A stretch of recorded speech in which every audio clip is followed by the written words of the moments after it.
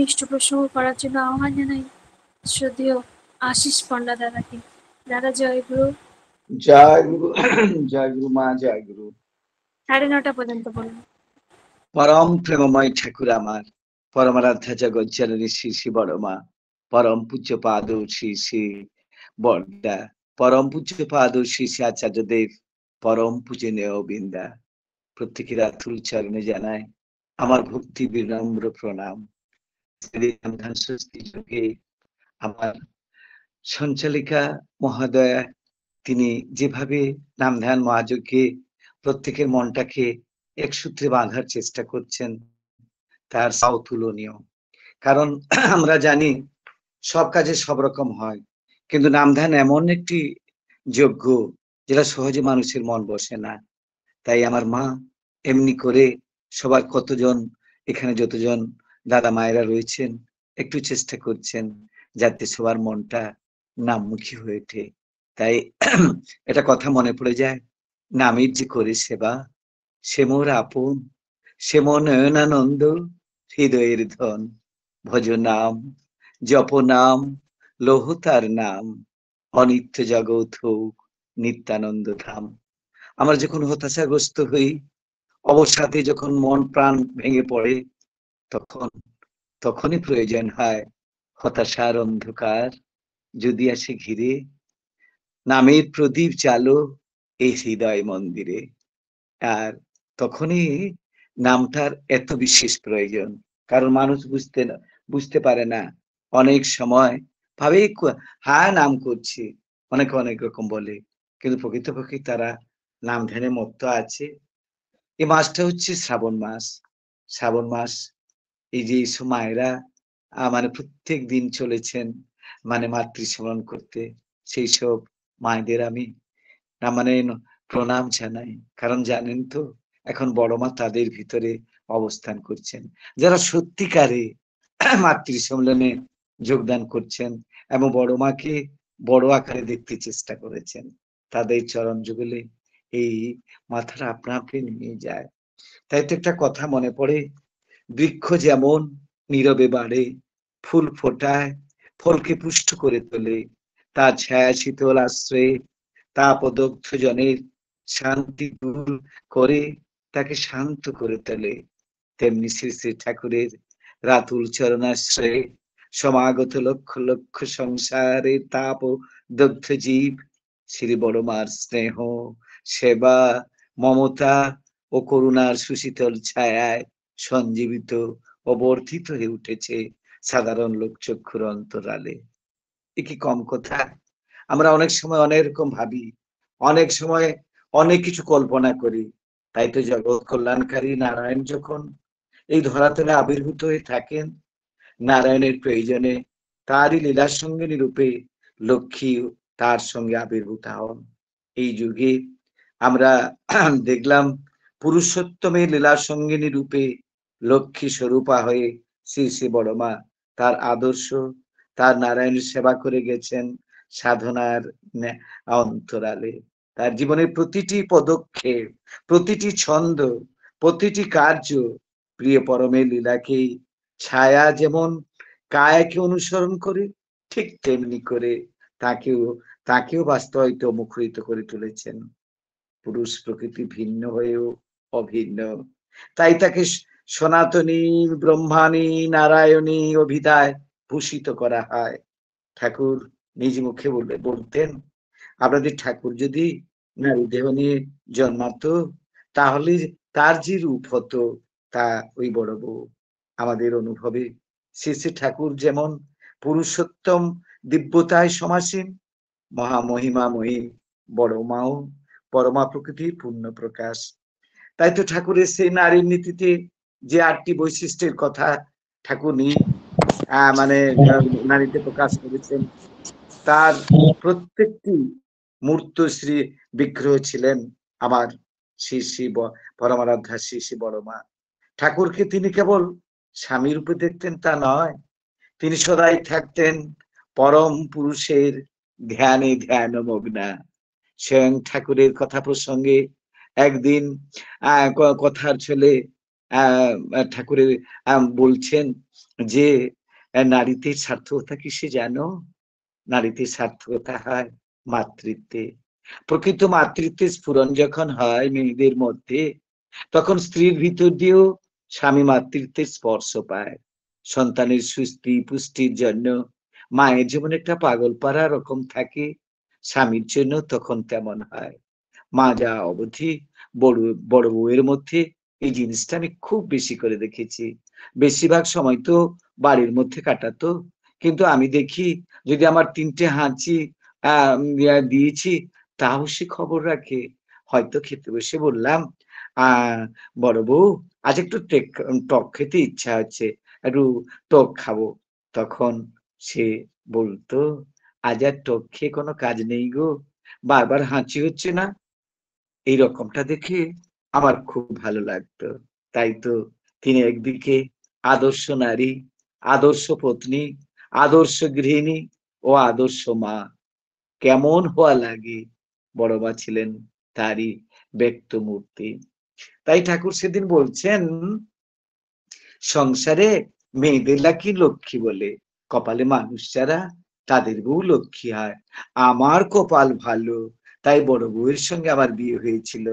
বড় বউয়ের সঙ্গে যদি আমার বিয়ে না হতো, তবে আমার গোয়ার চাম থাকতো না। স্বামী সেবাই ছিল তার একমাত্র ধ্যান, একমাত্র সাধনা। কারণ স্বামী যে তার জগদীশ্বর বিশ্বপতি। সাধ্বী স্ত্রী কখনো স্বামীর সমালোচনা নিতে পারেন না, বা স্বামীর নিন্দাও শোনেন না।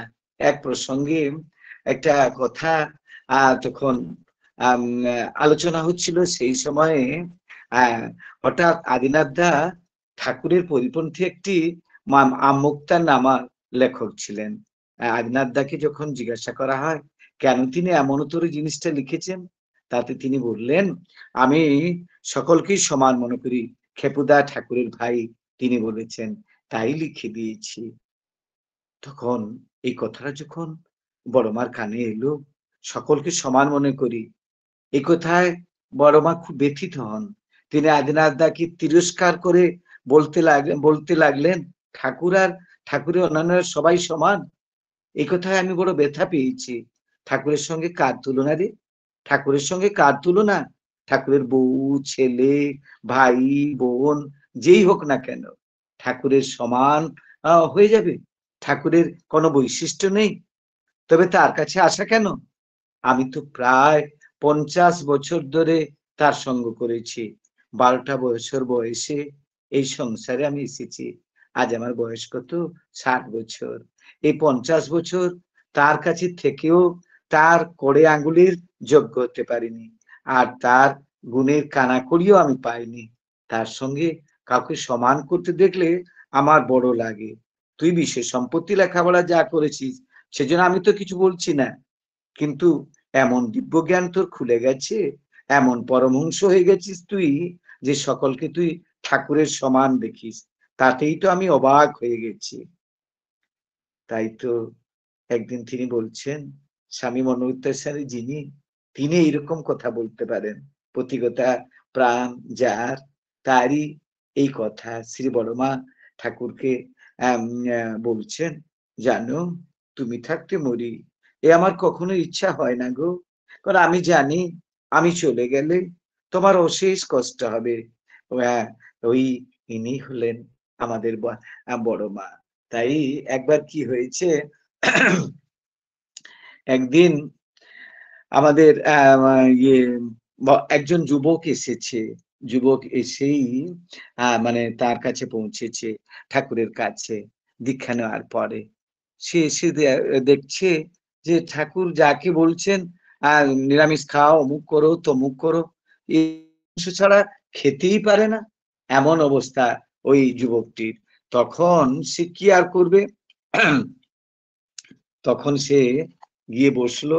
বসে কিছু সময় বসার পরে তখন সে আস্তে আস্তে সেখান থেকে চলে এলো, যে ঠাকুর তো বলছেন যে মাছ মাংস আমার পক্ষে ছাড়া তো বড় কষ্ট, কি করব।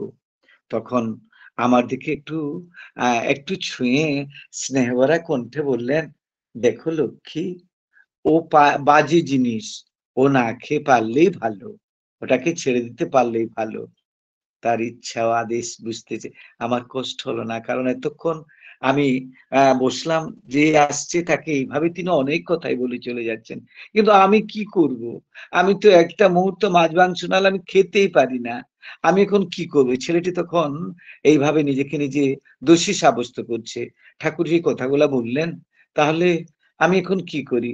এইভাবে তিনি ঠাকুরকে প্রণাম করে যখন বেরিয়ে এলেন, তখন দেখলেন একটি দূরে জায়গায় বেশ মানুষের ভিড়। মাতৃমন্দিরের নিকটবর্তী ঘরের নিচু দাওয়ায় দাঁড়িয়ে হস্তধৃত একটা পাত্র থেকে প্রসাদ বিতরণতা এক দিব্য দর্শন মাতৃমূর্তি। তখন সে কোনোদিন দেখেনি। প্রসাদাকাঙ্ক্ষী হয়ে তারাও সংখ্যায় অনেক, কি করবো এখন? কে আগে প্রসাদ পাবে? তার জন্য যেন একটা হুড়োহুড়ি লেগে গেছে। পাশে শ্রী শ্রী ঠাকুর দর্শনরত একটি দাদাকে মানে ঠাকুরের দর্শনরত একটি দাদাকে জিজ্ঞেস করলেন, আচ্ছা দাদা, ওইখানে কে গো? উনি কে গো? তখন উত্তর এলো, ওকে চেনেন না? উনি যে আমাদের বড় মা গো, উনি যে আমাদের বড় মা। বড় মা মুহূর্তে এই কথা শুনে তার ভিতর যেন কেমন একটা মানে আন্দোলিত হয়ে উঠলো। তার হাতের প্রসাদ আমি পাবো না, কি করব আমি? এত লোকের পরে কি আমার জন্য প্রসাদ থাকবে? তাই সে এগিয়ে এলো কিছুটা। তারপরে ভাবছে, আর ওই প্রসাদ নেওয়া আমার পক্ষে সম্ভব নয়। কারণ এত মানুষ আর এত দাঁড়িয়ে রয়েছে, তাদের পরে কি আমি প্রসাদ পাবো? তখন এইসব কথা ভাবতে ভাবতে মাছ মাংস আর খাবো না এরকম মনে আসছে, মনে যাচ্ছে। কিন্তু লোকের ভিড়ের পিছনে দাঁড়িয়ে আশঙ্কা হলো, লোকের ভিড় কমতে কমতে হয়তো প্রসাদ ফুরিয়ে যাবে, এরকম মন তার। আমার ভাগ্যে আর জুটলো না। কিন্তু না, তা যে হবার নয়। সন্তানের হৃদয় যে মা একান্ত ভাবে জানেন। কিংকর্তব্য বিমূঢ় হয়ে দাঁড়িয়ে আছি। হঠাৎ শুনলাম পাশের একটি দাদা আমাকে বললেন, এই যাও যাও, এগিয়ে যাও, বড়মাঝি আপনাকে ডাকছেন। বুঝতেই পারেনি ছেলেটি মা ডাকছেন আমাকে। তাকিয়ে দেখি জনতা দুভাগ হয়ে গেছে। মায়ের কাছে যাওয়ার পথে আর বাধা নেই। স্নেহভরা কণ্ঠে মা আমাকে ডাকছেন, তুই প্রসাদ নিবি? তুই প্রসাদ নিবি? আয় না, একটু এগিয়ে আয়। তখন সে এগিয়ে গেলাম। মায়ের নিকটে যেতেই বললেন, হাত পাত, হাতটা পাত না। ভয়ে ভয়ে হাতটা আমি পাতলাম। পাততেই আমার হাতে প্রসাদ দিয়ে বললেন, যে মুখে দেয় এরপরে আম এরপরে হাত ধুয়ে ফেলিস। আর প্রসাদ হাতে পেয়ে হাতখানা আমার কপালে স্পর্শ করিয়ে প্রসাদ মুখে দিলাম। তারপরে মনে হলো ওর আতুল চরণ যুগলে প্রণাম নিবেদন করে করতে গেলাম, করলাম। এই হচ্ছে আমার প্রথম জীবনের কথা। সেখান থেকে, সেই প্রসাদ খাওয়ার পর থেকে আর আমার কোনোদিন মাছ খেতে ইচ্ছে হয়নি, মাছ মাংস।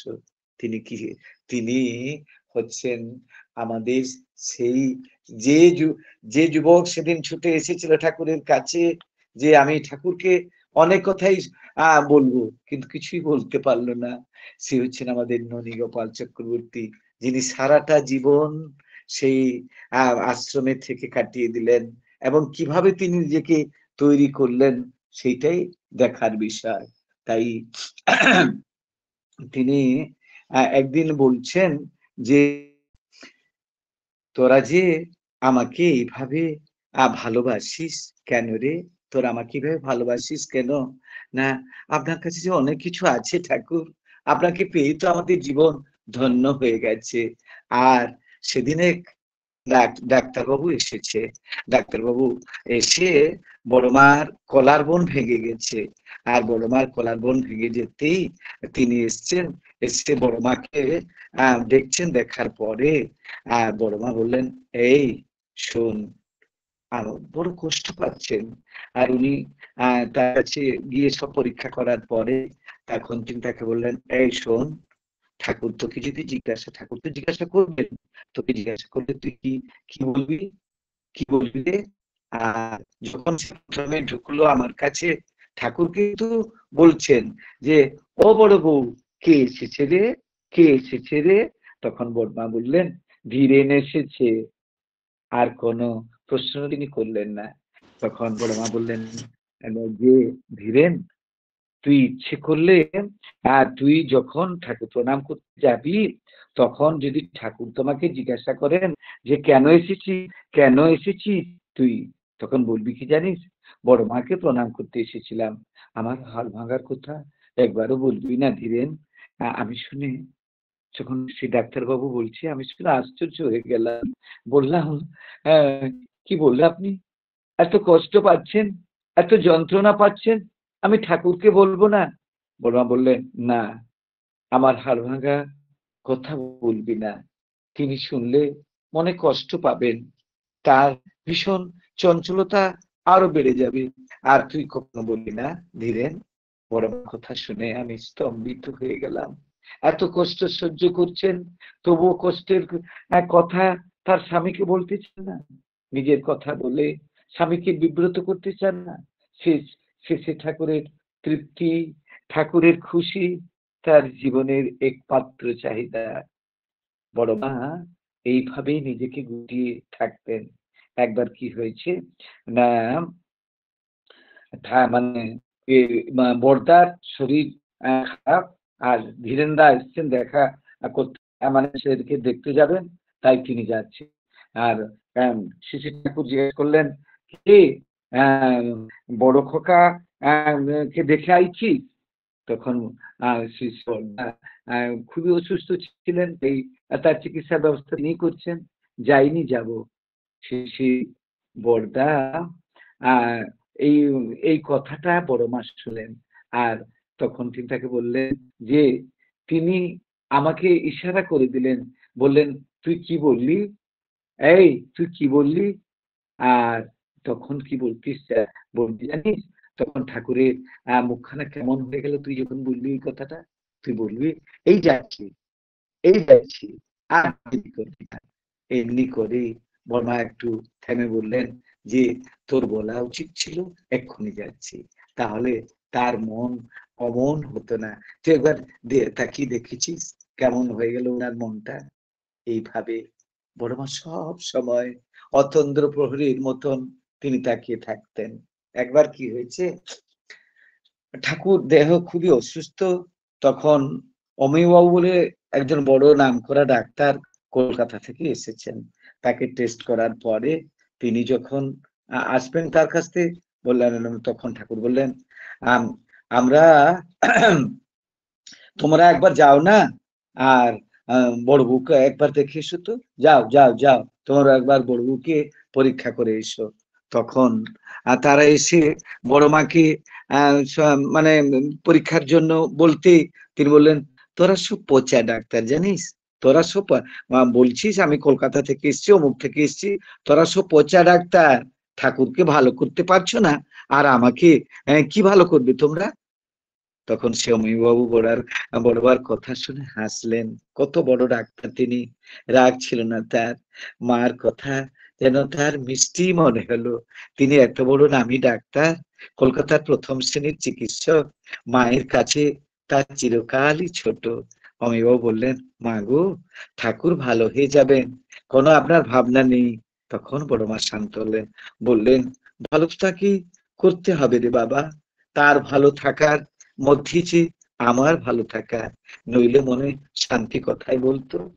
তখন এই কথা বলে আর ডাক্তাররা তাকে চিকিৎসা করে সেখান থেকে তারা বেরিয়ে গেলেন। এমনি ছিলেন আমার মানে বড় মা।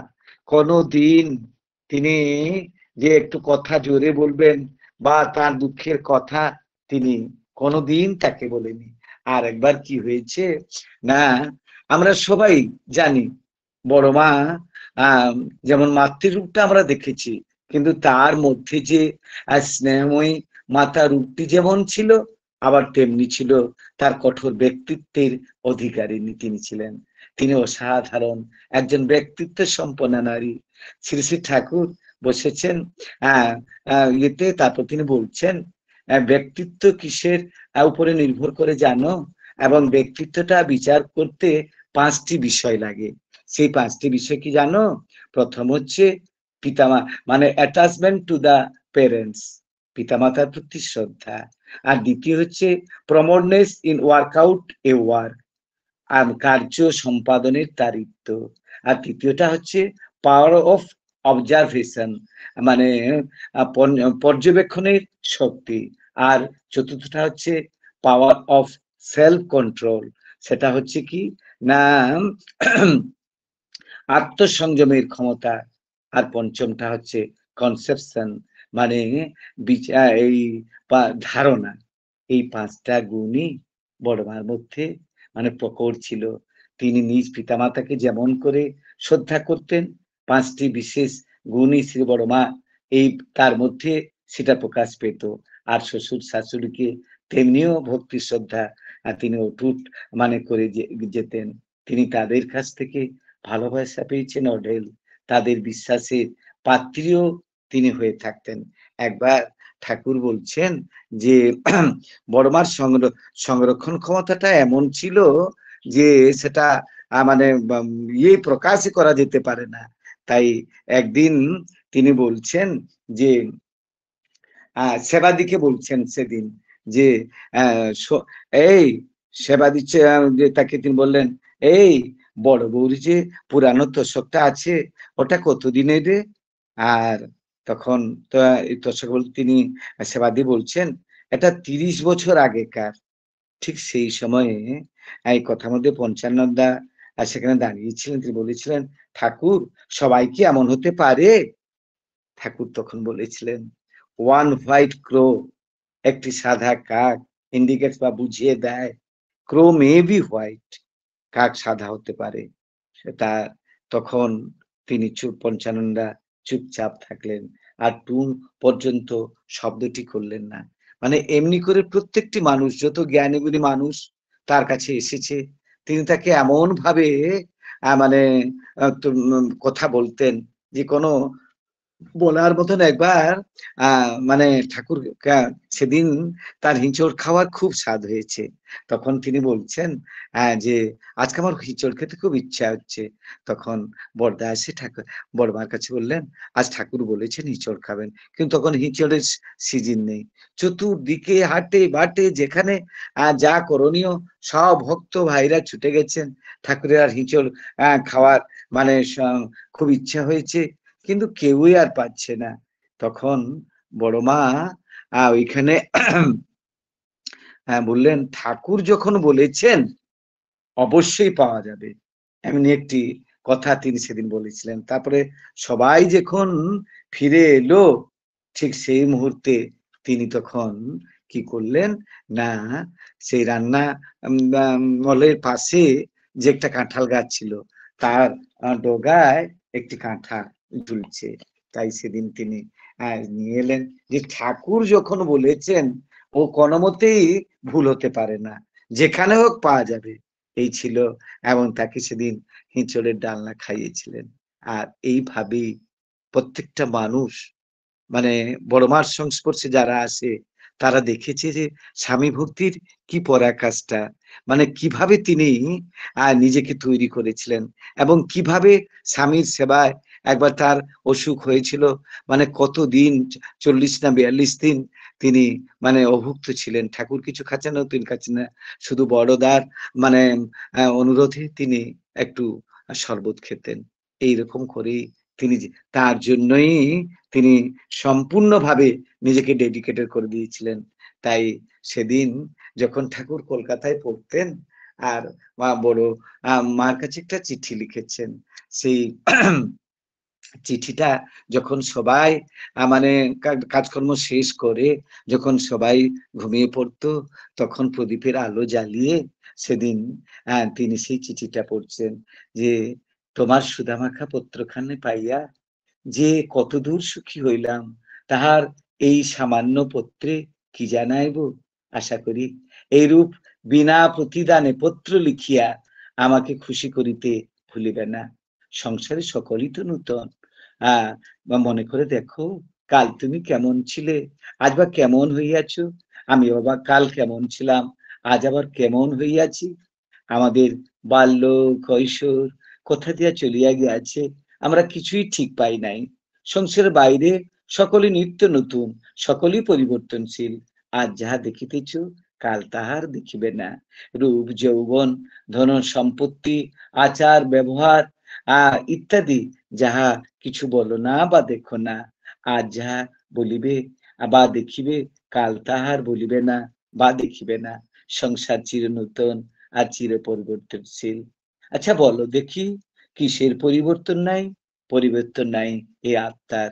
তুমি আর আমি যখন মায়ের গর্ভে ছিলাম, প্রাণ বা আত্মা যখন এই তেমনই ছিল আমাদের মধ্যে। আর এই আত্মাই বিশ্ব সংসারের প্রধান কর্মী। এই আত্মার যা ইচ্ছা তাহাই ঘটিয়া থাকে এবং চিরকালই ঘটিতে থাকবে।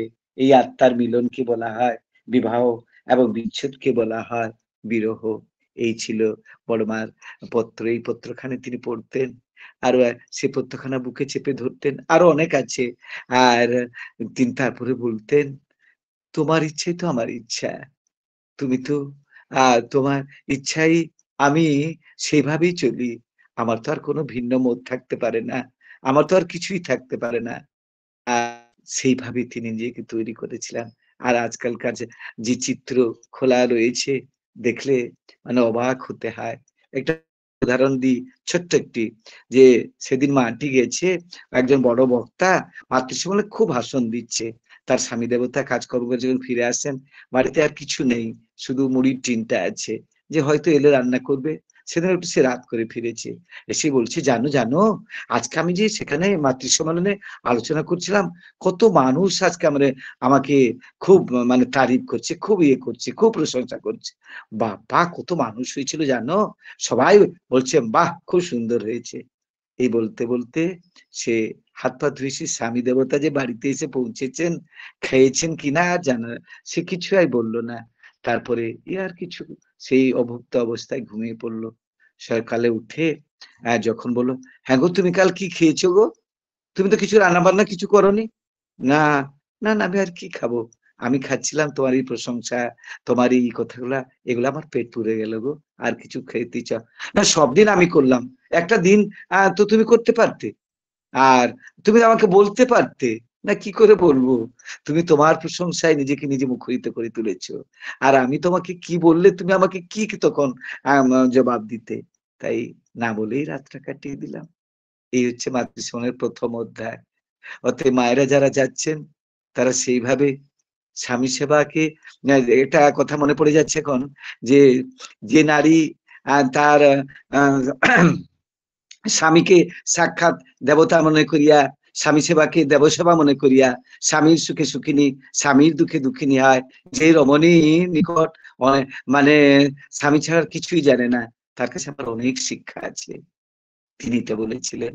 আর তুমি না, তুমি সতীসাধ্বী স্বামী নারী, তোমার কাছে তোমার স্বামী ভক্তির কি শিক্ষা করব?